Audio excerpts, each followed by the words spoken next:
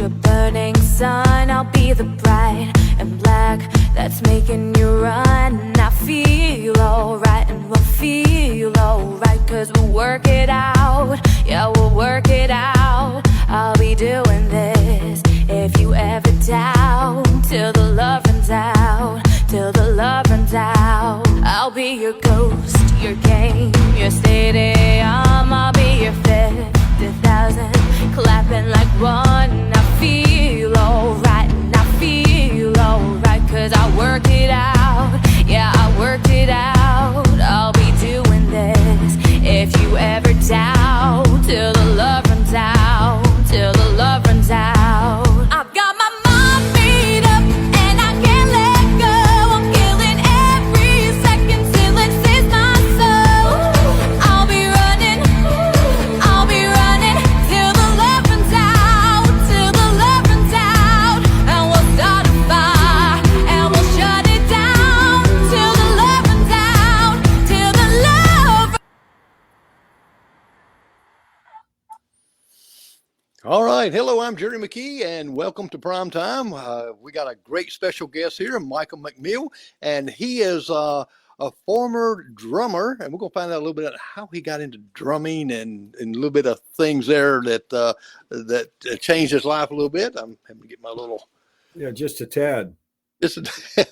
and you're going to enjoy some of the things too, and some of the exciting things that he's got going on. If you ever heard about or saw the movie, which everybody has, was Crystal, he was just it's City Slickers, and so we're going to talk about inner city slickers, and you're going to really, really love that too. And Michael, how you doing, sir?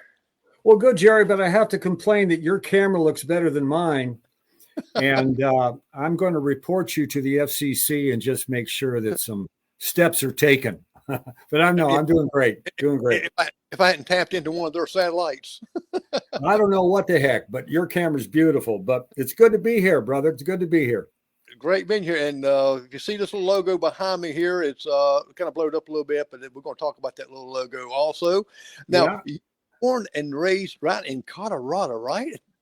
Raised it. Well, I was born in Chicago and moved to Colorado when I was a kid and got addicted to drums. My dad had some bongos that were on his piano, and I used to take the bongos and beat them with spoons. And then I upgraded. I got a snare drum for Christmas. That drove the neighbors crazy. Well, I was going to say, that's always a parent's nightmare is their child wanting to play the drums. Yeah, my dad was a doctor, but he didn't encourage me to be a doctor. So I put a drum set together. I got a tom-tom here. I didn't have a bass drum, so I put the tom-tom on a chair. And I think I used a pan for a hi-hat, and I was off, ready to go. So you was around age 7 when you started playing the drums? 7, yep, it was. So, and now by 14, you had your own little band? Oh, yeah. Well, of course, I learned how to play. And then the first band, I also did sports too. I was pretty good in sports and stuff. And but I didn't really get serious about a band until I was about 13. And we put a bunch of players together and we all kind of learned to play the instrument in the band. And I think the first song we learned was an instrumental called Shortening Bread. You remember Shortening Bread? Yes. Yep. Little baby. Yeah. Yes. and the name of that band, it was called the Swinging Accents. Swinging Accents. Yeah. Swinging Accents. Now, you started playing in some clubs at a young age, right? Yeah. Well, the first club I played in was the Red Dog Inn. And of course, in Colorado, they had certain different alcohol rules. They had a club that served only 3.2 beer. That was the percentage of alcohol. And then you had 6%ers, right? So you had to be 18 to say again. That 2.5% used to be what the Army served the troops too. Oh, really? Yes. Well, they didn't want about 6%. Yeah, you had to be 18. So So we auditioned. She liked us, but she said, "You're too young." And I said, "Well, see, the stage was over in the corner, and right next to the stage was the doors." So I said, "Well, listen, I'll just play outside. The rest of the band can be inside. I'll play outside." She says, "No, that's not going to work." So my best friend Dave Anderson and I, we put together a letter from the Denver Liquor Board saying that they had given me permission to play. And we took, his dad was a notary, so we notarized it, and she knew it. We were full of it, but she let me play anyway. Well, that's pretty smart, though. Y'all come up with a letter. I'm just wondering, looking back, if you still had that letter, looking back, I wonder how the spelling or how the grammar was. I don't know. Official. And of course, we did it on maybe a Smith Corona typewriter. Oh, so yes. I'm sure there were typos and all kinds of stuff. But, that's where I started. And now, this was in Colorado, right? Yeah, Denver. All right. And then you moved to California. Well, years later, I had several bands in Colorado. I had one was the Accents, and then the other one was called Five Too Many.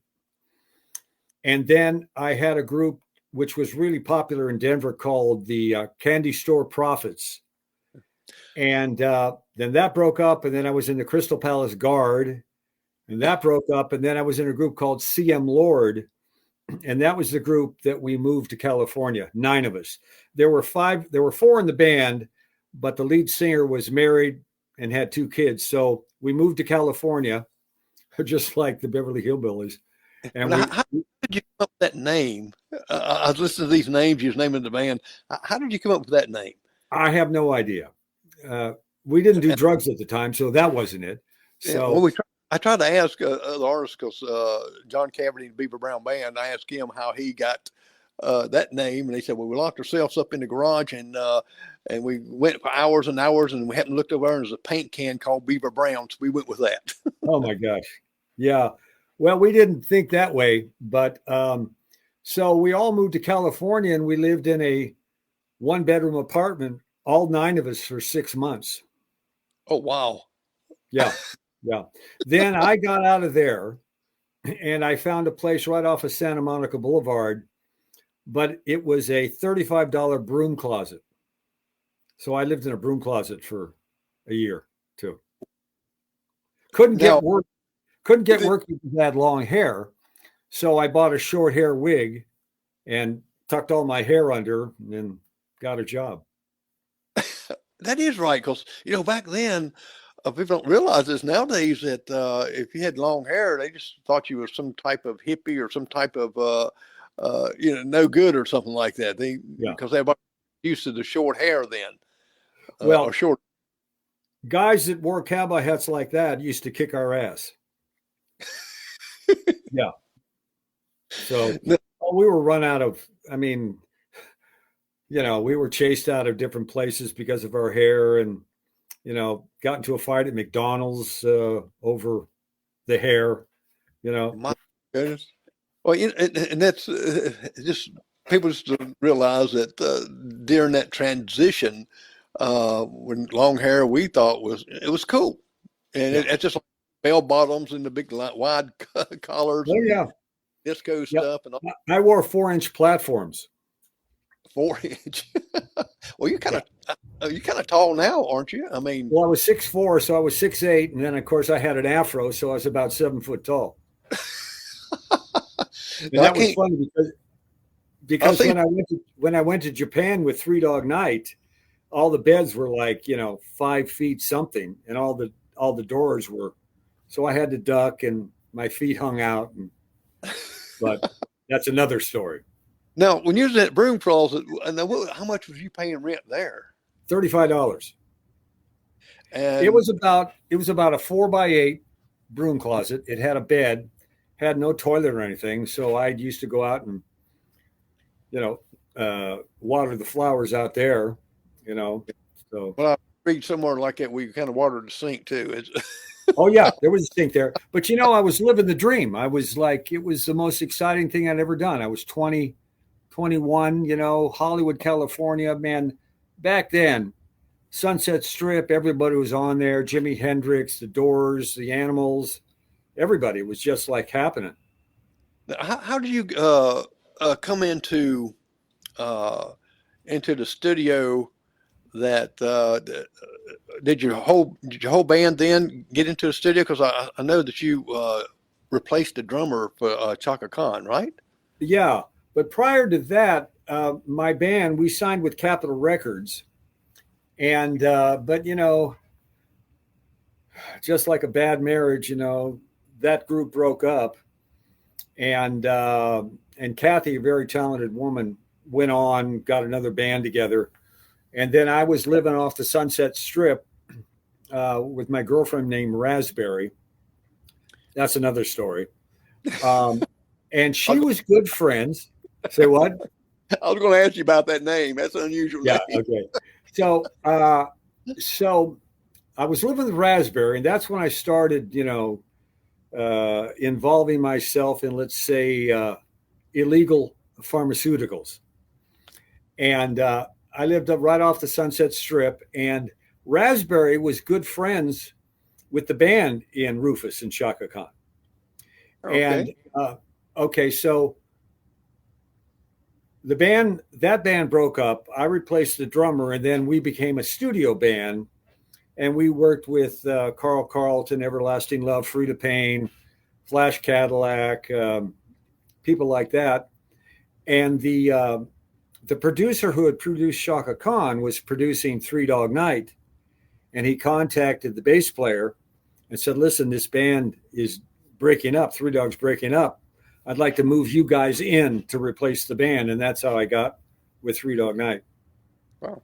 And how was that? I mean, you here you grew up born in Chicago, grew up in a little bit in Colorado, and just getting on your feet. I can imagine that you were just on top of the world going with Three Dog Night and getting to travel all around the world. Well, it's funny because I remember saying when Three Dog Night came out, it was 1969 or 68. I was still in Colorado. And their first hit was, what was it called? It was called Nobody. And I remember saying to somebody, he says, I got to play with that band. And luck took me into that direction. Oh, it was great. I mean, at first it was like we had our own jet, limos everywhere. I mean, it sounds, like it was a lot of fun, but it was a lot of work because we were on the road all the time and everything seemed to be the same. The jet was the same. The hotel rooms were the same. The limos were the same, and of course, one of the biggest festivals that we ever played was the Schaefer Music Festival in New York. And I think there was about 500,000 people there. Wow. But see, you can only see about 30 feet in front of you. So, right. So many people just rows and rows. Oh yeah. So, but it was a lot of fun. I was excited about being in that band. Unfortunately, the three singers had kind of peaked, because they had, 21 gold records. I played on the last two albums with Three Dog. And, but, they had reached their pinnacle. And then through various reasons, whether it was psychological, whatever, they were really into drugs. And when I joined the band, I stopped doing drugs. So I was the only non-drug user in the band. And I imagine that's pretty difficult because I've been around my friends years and years ago where they drinking and stuff like that, and I wasn't, and it's hard to be around them. Well, you're on a different plane. So, but it was still great. It was still great. And then, of course, it digressed and things got weird and people were falling off stages. People were breaking into fights. Wow. I remember one of the singers in Japan, I won't mention his name, but was singing, fell off a 20-foot stage into the audience, continued singing, and came back on stage. And I don't even know if he was aware that he fell off the stage. Wow. Yeah. So, No, but when you was throwing Three Dog Night and after the breakup and stuff left like it, did you get into another band or? well, to be honest, I never was satisfied with my playing. Everybody else was, but I really wasn't. I was a bit of a perfectionist, and I almost put together. Well, I almost put together with Dickie Betts a band, and I almost put, Nicky Hopkins was a good friend of mine who played keyboards with the Rolling Stones, and then I auditioned for with the bass player of Vanilla Fudge, but I kind of ended that part of my life as far as drumming goes, and decided to become an actor because I lived in the same. I was going to ask him about the actor, back to acting, because I was reading a little bit on that, and I was hoping we'll get involved with that. Yeah, what made you get into acting? I mean, I was insane. The thing is that John Travolta and I lived in the same apartment, so we got to know each other. He'd come to concerts, and I'd go watch him on Welcome Back, Kotter. And do you remember the Beach Blanket Bingo movies? Oh, yes. Oh, okay. Yes. Well, Harvey Lembeck, who was Eric Von Zipper, you stupids, was the dialogue coach on Welcome Back, Kotter. And he had an improv acting class. So I said, Harvey, I think, I'd like to try acting. He says, okay. All right. Well, come on down. We'll see what you can do. So I walk into this workshop, and Robin Williams is there. John Ritter is there. Elaine Boozler, Penny Marshall. And they were all starting out. So he put me up with Robin Williams. Oh, wow. Yeah, I basically just sat down and watched Robin do his thing. And then I went up with other people and stuff, and I had good energy. So he put me in the beginning class. And, people in the beginning class, Chris Lemmon, Jack Lemmon's son, Rod Stewart's ex-wife was in there, a lot of different notables. And at that time, Sid and Marty Krofft, who did a lot of Saturday morning television, were looking for a drummer that could sing and dance and do comedy. I could drum, I could sing, dancing, I could move. Comedy, Harvey helped me with it. So, I auditioned, screen tested for it, and got that gig, and that thing exploded. We were in all the teen magazines. We were on the U.S. What was it? U.S. News or Time that says, "Look at what television is doing to your kids," because we were glam rock, like Kiss. Right. Yeah. And so, but it was crazy. And that kind of started me on my path of working with kids, because we do the Jerry Lewis Telethon, Danny Thomas, St. Jude, worked with the Boys and Girls Club, because we were so popular with the kids. In fact, I went and visited my daughter in Denver, and Captain Cool, it was called Captain Cool and the Kongs. Captain Cool. And Captain Cool was Michael Lembeck, who was Harvey Lembeck's son. And I played a character called Turkey. And we showed up at the school and we caused a riot. It was nuts. So. Oh, wow. Yeah. But then, I really liked acting. And I remember auditioning for a part, and I had the long hair. And I said, listen, I'm not going to get much work with long hair. And he says, no, you're really not.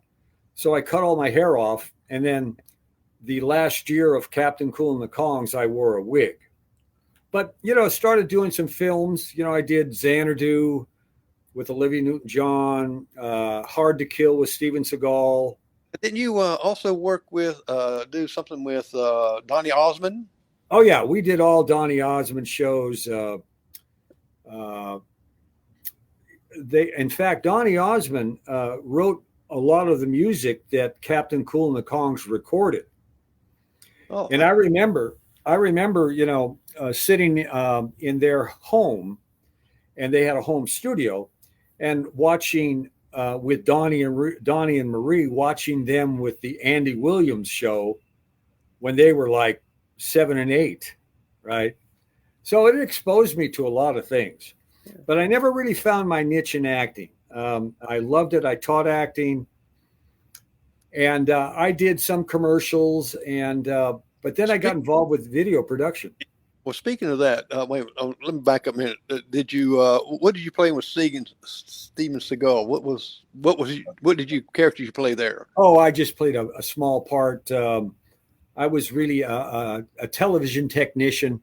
See, my good friend Bruce Malmuth, who directed the film, I was currently doing a play that he was directing. And he said, "Hey, listen, you want to come and do this part?" I'm still getting residuals from that, like $1.50. I think the smallest residual I got was 55 cents. So, yeah, it was acting. I know you're talking acting, but you did a lot of commercials, right? Yeah, I did. The first commercial I did was a Honey Nuts and Corn commercial, and we were dressed as clowns, and I had to juggle 3 boxes of cornflakes. Oh, wow. And the reason I got the part wasn't because I was the best juggler, because they had professionals come in, but all the other professional jugglers complained about the boxes because they were not your regular boxes. They were color corrected, with no cereal in them, right? Right. So I got the gig, and I wish I could find that commercial because it was really funny. So I would be throwing the boxes up, and then someone above me would catch them, right? And we'd go, "What the heck happened?" Well, they caught 2 of them. They dropped the other one. It hit the bowl of cornflakes, and it just, scattered everywhere. And we're all like, and that's what they kept, which was great. Oh, wow. Well, I'm going to show a commercial Okay. of you.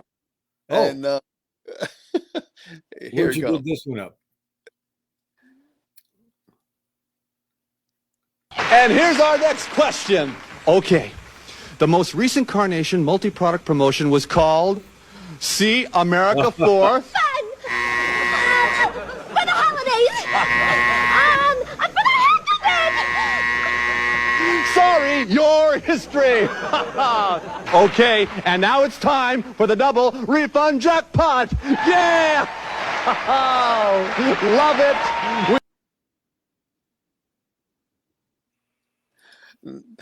Now that was Carnation milk, right? Yeah. Funny story. I actually, my video company produced that. And I can't remember if we had cast somebody else to do that. That was a character I came up with called Andrew St. Andrew. Hey, how you doing? Nice to see you. Love it. Just love it. So, but the story is that at that time, do you remember an actor named Wings Hauser? Yes, I do. Okay, his son Cole Hauser is on Yellowstone. Yeah, wow. Yeah, I watched him grow up. Anyway, so Wings and I were golf fanatics. So I shot that commercial, maybe about 45 minutes out of Hollywood. We finished about 5 a.m, and we wanted to play golf. So I went all the way back into Hollywood to get my golf clubs and go all the way back to play. And so it actually, I didn't have much of a career because I was playing golf 5 days a week. I mean, we just loved golf. Well, you could become a professional golfer. Maybe Now, I never could break 80. Oh, okay. But 90% of the golfers can't break 100. So That's I right. wasn't doing too badly. No, That was a fun commercial.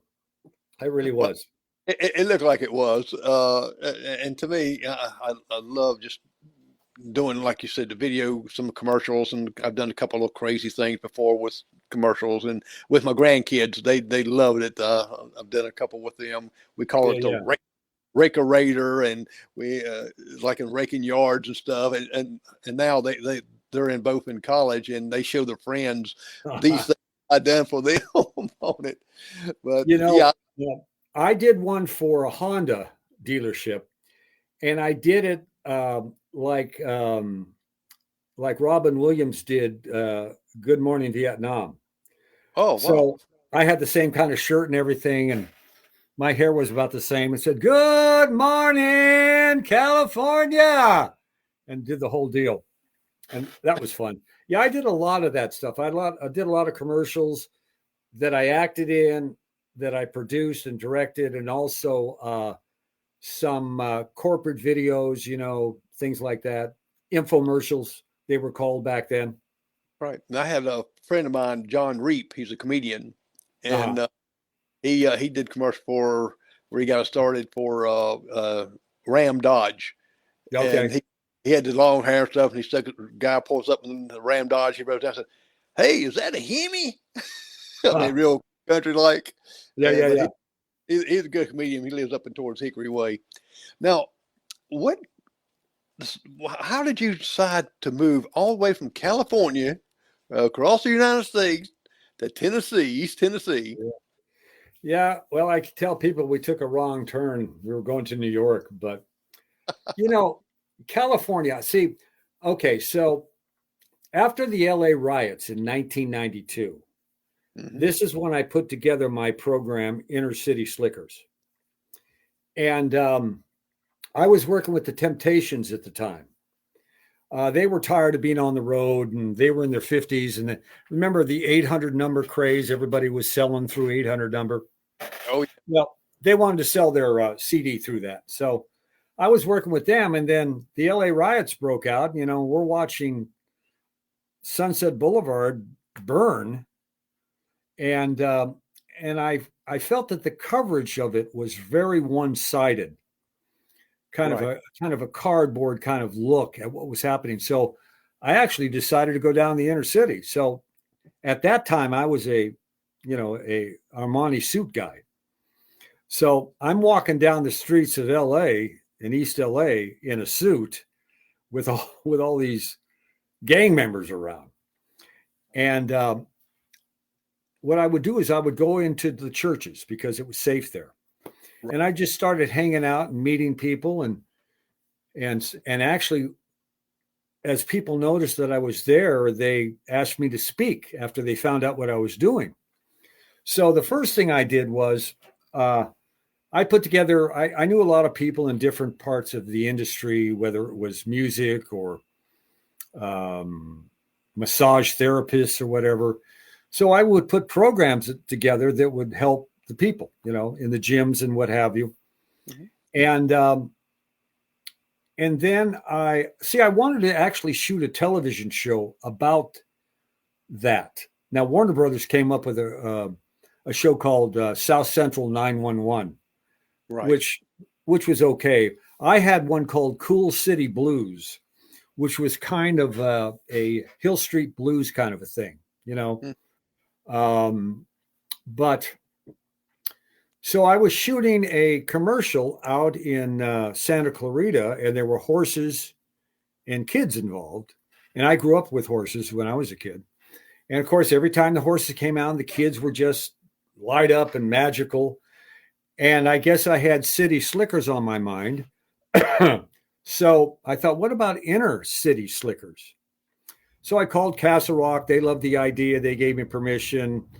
And, I reached out to Billy Crystal and all those folks, but their careers were really taking off. So they didn't really have time to get involved. But that's what started Inner City Slickers ICS. And I've been doing that since 1992. Well, let's talk a little bit about your new band, 3DC, which plays music. Three Dog Celebration. Yes. Well, the music back then, it was killer. And the songs that were great, Shambhala, Mama Told Me Not to Come, One, all these songs. And a friend of mine said, why don't you, you know what? You asked how I ended up in Tennessee. So Let me finish that real quick. Okay. So And then I'll go back to California.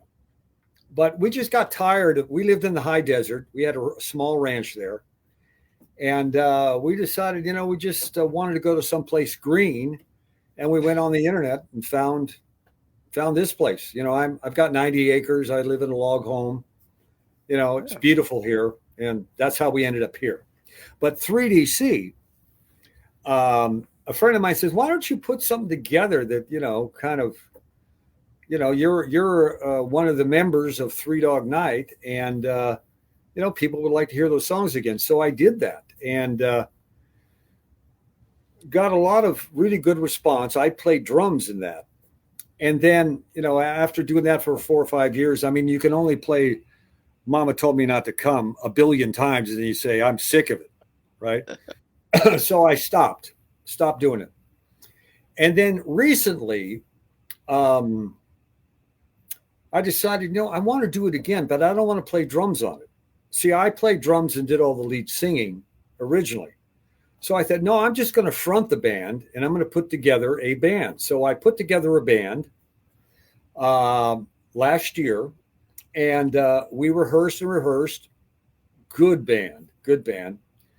So this might shock your audience. So we're performing at a club here called Open Chord.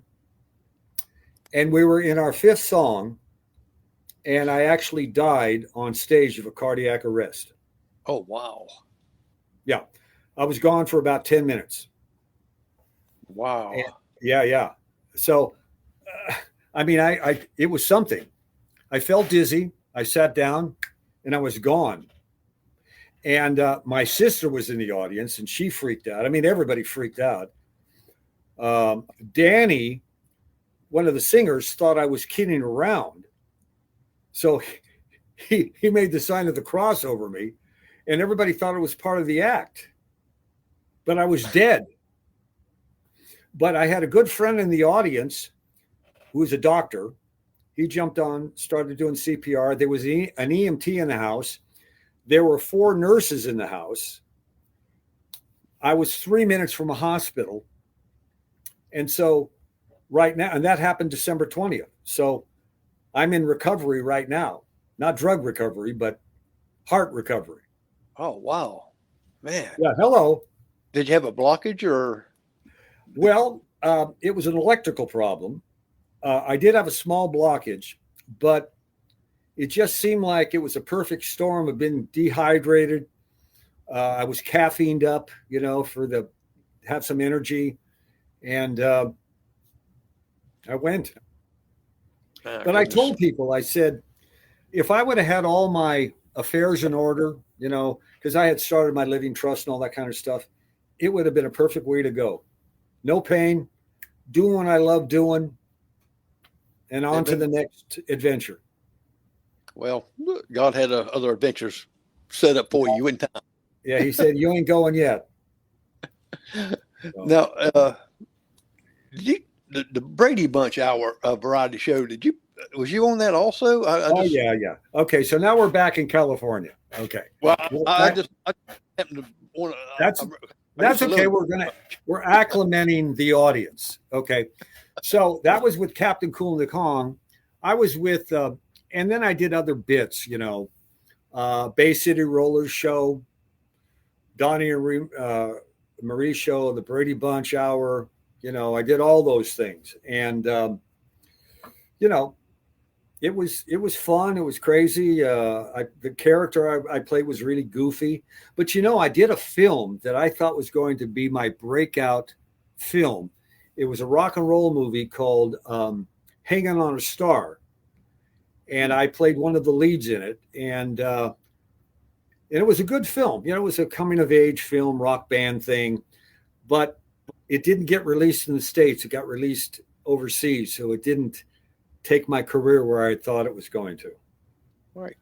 Well, I know that sometimes it takes almost a lifetime to find your niche, right? Yeah. And I think you found it in the inner city slickers. And I've got some pictures I want to show, and we can talk about these pictures, okay? Okay, sure. All right. Well, we know who the guy is on the right, and the left is of course, is your logo for Yeah. the inner city slickers for kids, for us all. Yeah. Now, we didn't say too much about inner city slickers. What is this organization about? What is your organization about? Well, it's about we use horses to develop character, develop self-esteem. In all the years that I've been doing this, and I've been doing this, I had locations all around the country, that kids didn't feel safe and they didn't know who to trust. So in a combination with horses and with trust exercises and character building exercises, we take these kids from, zero to hero in one day. And people say, how can you transform a kid in one day? Well, we did. The secret, though, is to keep in touch with them. The follow-up, that's the most important. But yeah, it's I took say what? I think we're going to show some of the kids here in just a moment too. Okay. Face and stuff. We took horses and cowboys into every juvenile hall prison in Southern California. Now, this is the Fall of Faith. And this is where we asked these kids to climb a ladder. And as you see on the picture on the right, to keep their hands folded and to fall back and trust that we will catch them. When I first seen the first picture on the left, I thought, oh man, y'all must be having them kids to roof the house. Yeah, we also had the kids do child labor stuff. Yeah, that's true. Although it's funny, but part of the program was the kids doing chores, mucking stalls, fixing fences, moving wood piles. I mean, clearing rocks out of an arena. Oh yeah, they worked. The one on the left here, I finally agreed to do the Fall of Faith after like 15 years, and they dropped me. Oh no. Yeah, they dropped me. Yeah, messed up my right shoulder. But see, here's the thing. That worked too, because you put your faith in people to have your back or whatever, but they're not perfect. Sometimes they'll mess up. So it's a good story. Now, did you have some of them? I see the girl on the right there. Did you have some of them a little reluctant? Oh God, kind of looking back and a little scared. Oh Lord, have mercy. I found adults were more afraid than when the kids. But I was in Kansas City, and we were in a big arena. And I asked this, okay, you're next. And she said, no, I can't go over there. I said, well, just come over and touch the ladder. She couldn't do that. So I picked up the ladder and I chased her with it around the arena. And she was screaming and whatever. And then later on, she actually got on the ladder and fell back. And that takes courage. Wow. Yeah. Well, it does. To me, that would, use a ladder here. Me growing up, we used to just kind of fall back and see, okay, we'll see if you can catch me, and I was always a little worried because some of my guys like to play jokes on me. Yeah, see, there's you can't do that. I mean, it's about, these kids want to feel safe. They want to be able to trust. And they've been, who knows what situations they've been in. They've been screwed over so many times that they have little faith in adults. So that's good pictures. This is my favorite picture on the left.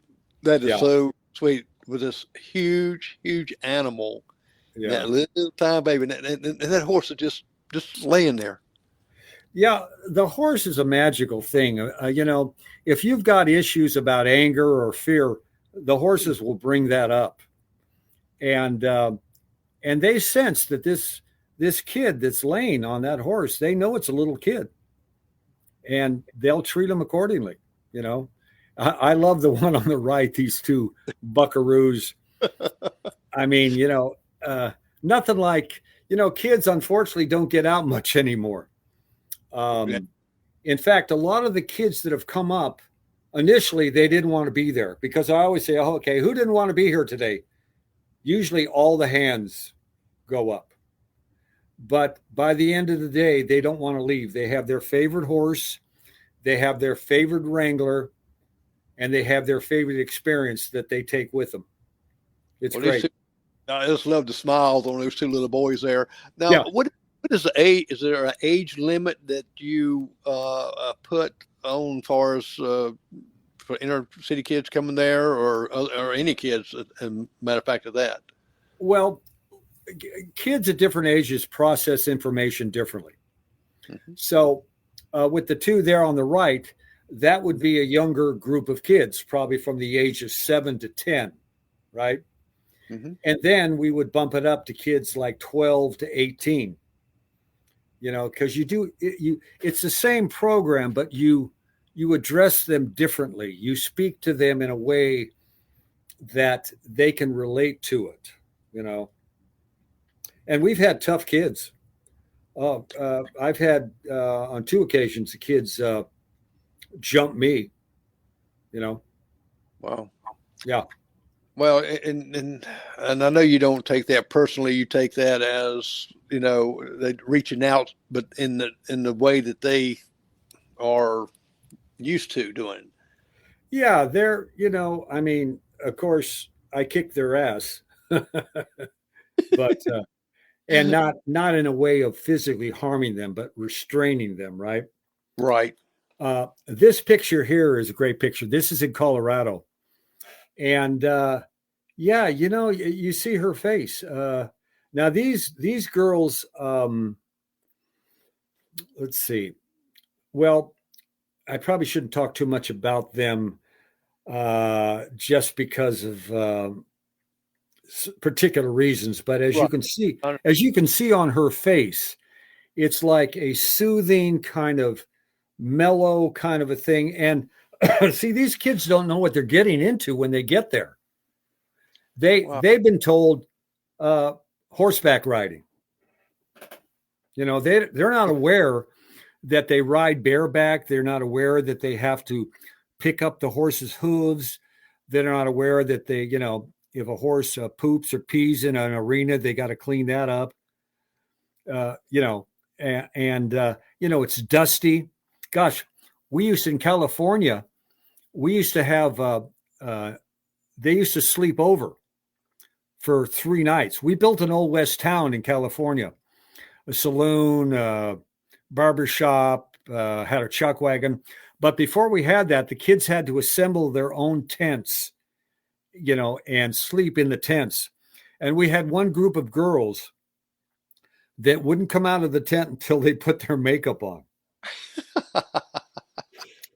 So, that's funny. I tell you, it is. You tell the soothe on her face there, and this animal, this beautiful animal here.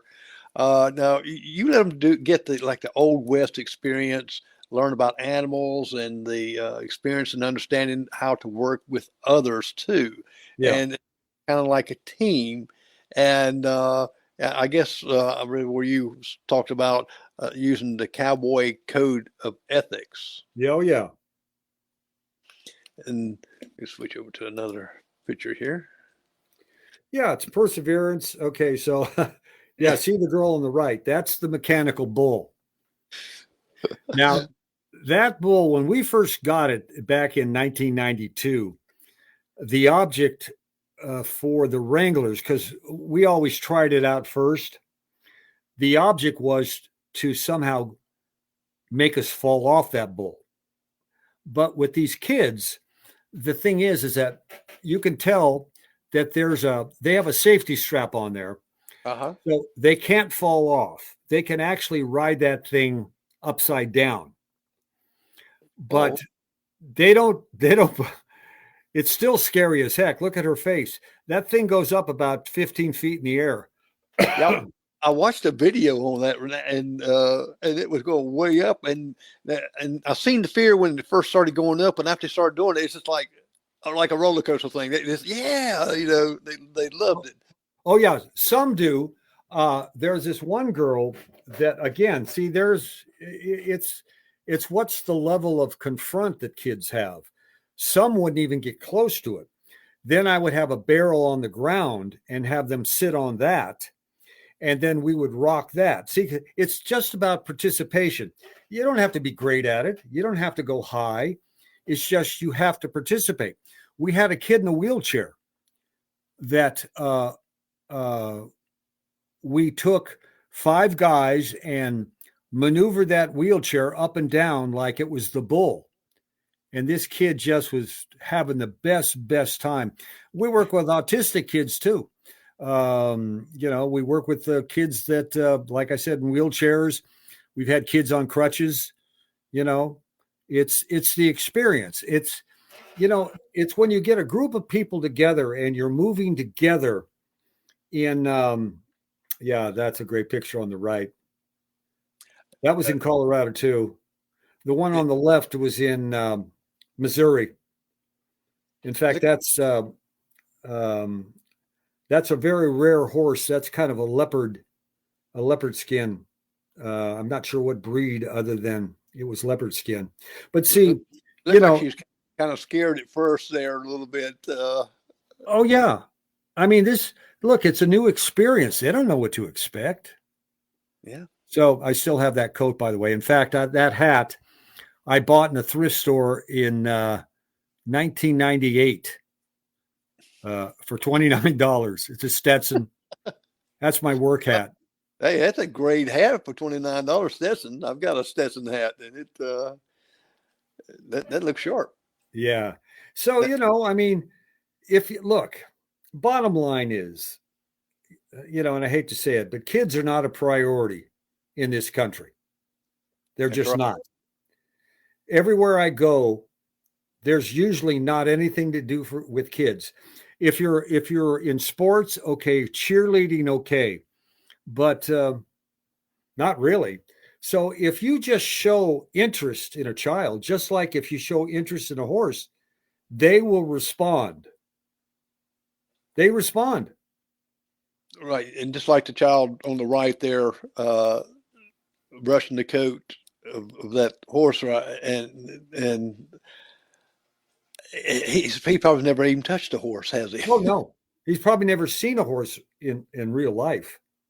So you're building these kids like self-esteem, learning kindness and dependability. Yep. One part I really liked what you said was keeping your word and being responsible. Yeah, see, that's another thing we talk about. When I first go with the kids, I introduce myself and whatever, and I said, now be honest with me, be brutal. On a scale of 1 to 10, 10 being the most, tell me how much you trust me. And I've had everything from -10 to +10. And when I get someone that trusts me at a plus, I said, no, you don't even know me. Give me about a 3. Let me earn your trust. And when it's a negative 10, I keep going back and say, okay, where am I at now? You're a -12 or, okay, now you're a -5. This is great. This is called the Bermuda Triangle, where the kids start. It's kind of a triangle where they start at the point where the 2 cables are together. Then they have to learn and work together to continue going wider and wider and wider until the very end of it. That's a great team building, but not only team building, but one-on-one working with each other. Because look, you don't get anything done if you just do it yourself. And it's true. Not much fun either. Yeah. And I wanted to put that letter in there on the right too. I kind of read it. I know most people who can't read it unless they really have to look at it very closely. That just shows that what love these children have after they get through with the program. And it just kind of, it touches their lives, and it does make a profound difference because, a lot of mental health issues out there.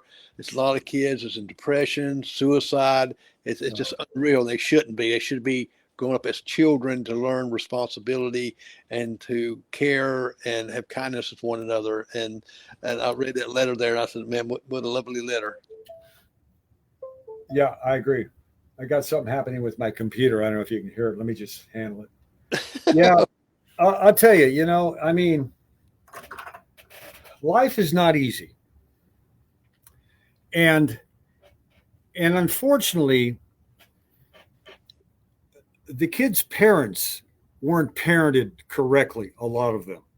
Right. And that legacy is handed down and handed down, where now, you know, the respect that I had for my parents, a lot of the kids don't have that at all. They don't care. You know, it's my way or the highway. And they're totally connected in a disconnected way via phones and the internet and all that stuff. And to get them outside and experience something that's real, it's not like via like what we're doing now. It's so important. And I just wish I could keep the best kept secret really is being of service to children. Yeah. It's the best kept secret. You get way more out of it than the kids do. You really do. But people, you know, they think, hey, that's really nice. Keep doing what you're doing. I'm going to go play golf. You know, or I'm going to do this, or I don't have time, or, you know, it's not my kid, or whatever. So I run up on that all the time. Well, you know, with your program, when I was reading about it, which we'll put up the link to the page of Inner City Slickers, and is that you just don't work with them there. You follow up with them. Yeah, that's the key. But, you know, that's a challenge. I mean, I can't follow up on 1,000 kids. That's why I need other people that have an interest to follow up. And that is always the challenge. It's always the challenge to get people to follow up, to not have to, that they have enough interest that I don't have to push them to do it, you know, that they want to do it. Exactly. And I think that a former rock star like yourself, like that, has taken so much to give back into the community. That's exactly what people need, because a lot of times we look back on some of the heavy rockers or some of the other music musicians like that. You know, we hear about the bad things and things like that, but sometimes we forget about and don't know a lot of the good things that you're doing. I didn't know this till this week with you about the inner city, and I've been reading about it, looking at it, and I just saw how wonderful that really is. Yeah. It's given me my life, really. I mean, being of service. I mean, music has been wonderful. You know, I'm working on my album right now. In this recovery, I have a lot more time, you know, because I can't do the ranch things that I used to yet. But music, you see, kids lack purpose. They don't know where they want to go. You know, I had music that took me like this and drug me.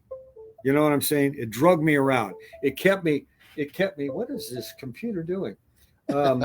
It really kept me on the straight and narrow. You know, of course, I had problems too as a kid, you know. I mean, we stole cars, joyriding and stuff. I went to juvie hall myself. That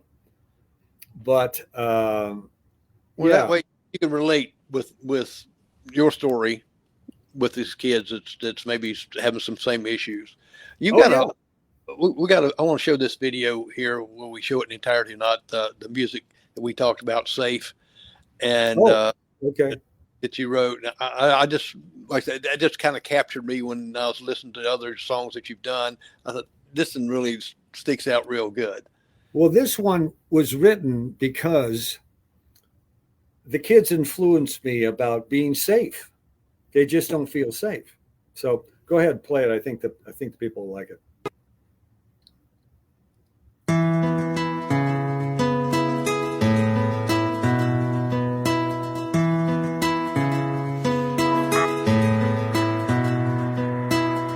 When the night is full of promise, promises, and there's only you and me. Just lay your head upon my shoulder, darling. Close your eyes and you will see. And when you've lost your faith in other people,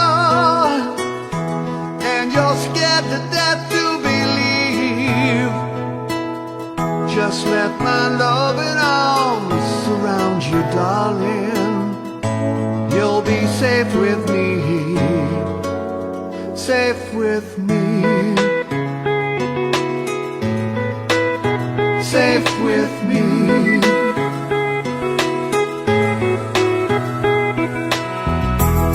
And when the world has long forgotten you, and there seems to be no rest at all, just look into my eyes and hear my whisper. A simple touch will catch your fall.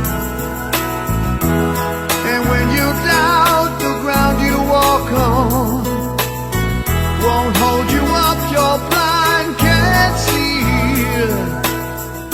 A gentle kiss on your cheek will bless you, darling. You'll be safe with me, safe with me.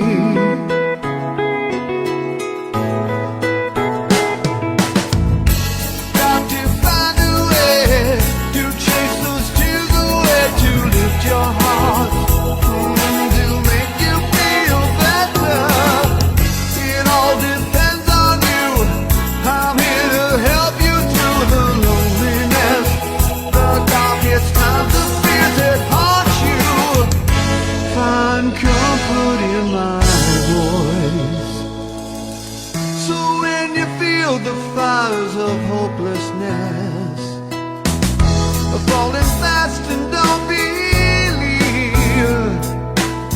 just let my loving arms surround you, darling.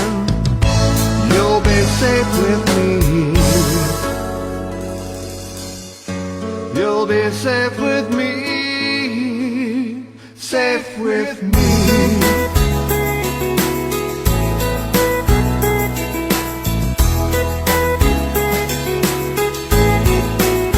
Safe with me, safe with me, safe with me, safe with me.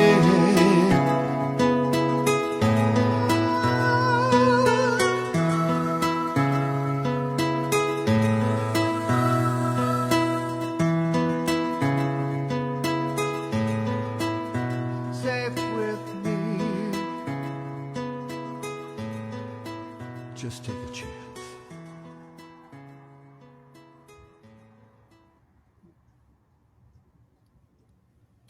All right, that was a beautiful song. I love that. Thank you. You know, it's funny. I still get emotional watching it. You know, I can see why. I can see why. It's because everyone can relate to that song, those words. yeah, Just, I mean, just feel safe. it's people want to feel safe. They want to be able to trust, and a lot of times they don't know who they have to be in order to be trusted. You follow? And these young girls who think they don't really know the kind of man they need to pick, you know, and the guys don't know what being a man is. It's like, it's, you know. And that's why you have inner city slickers, and you know, your passion for helping children. You can see it in your passion there. You can see it in those pictures. We can see it in your Facebook page and your website. And people, I can tell you right now, they got a place to donate to help also for these children. Click on there and do what you can. And you just wouldn't be surprised just looking at these pictures. Just the pictures don't even do it, but get a chance. I was smart back in the day because I took thousands of pictures and thousands of videos. So, I mean, it's well documented. People can go on there and they can see the early years. For early years, oh, we're running out of time, so Yep. I won't carry on. Well, that's okay. But I mean, we can talk all night about this because it's a wonderful product like that. You can see the contact down below. Please contact. Go look at the website. Go look at the Facebook page. Michael, I really appreciate you coming on at short notice, and I really enjoyed talking with you, reminiscing back older days until up to the minute. Well, brother, I appreciate it, and if I can do anything for you, you let me know. Sure. If you notice someone that just needs a little broadcast out, just shoot me a text or send me a message. I will. All right, we're getting ready to end the show, and just want to thank everyone for watching. And next Monday we got Andrea Benz, and she is a fantastic guitar player.